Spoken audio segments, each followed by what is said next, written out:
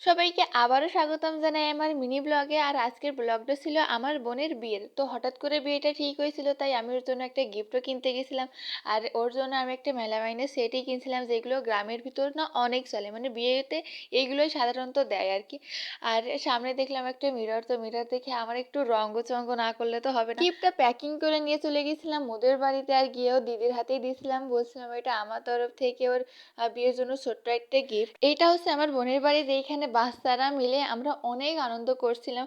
আর এটা হচ্ছে আমার ছোট্ট বোন, যার বিয়ে হয়ে যাবে। ও আমাকে বলতেছে, দিদি হয়ে তুই বোনের বিয়ে খেতে আসছিস, তো লজ্জা করে না?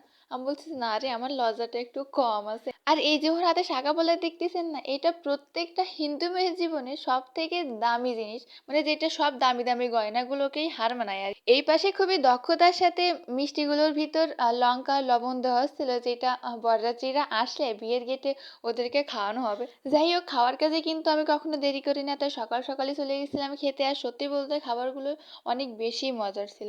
এইখানে মেয়েকে রেডি করা হচ্ছিল, আর আমি ছিলাম ফ্ল্যাশম্যান, মানে ফ্ল্যাশ না ধরলে ওকে রেডি করা হচ্ছিল না ঠিক মতো।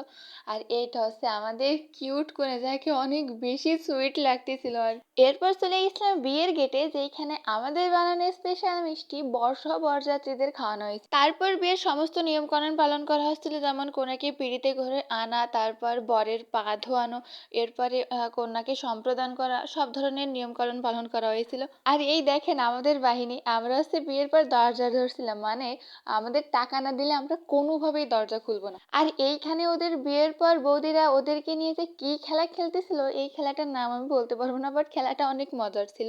তো ফাইনালি চলে আসছিল সেই মুহূর্ত, যেখানে ওর বাবার বাড়ি ছেড়ে এখন ওর শ্বশুর বাড়িতে যেতে হবে। মানে এই মুহূর্তটা একটা মেয়ের জীবনে সব থেকে বেশি কষ্টের।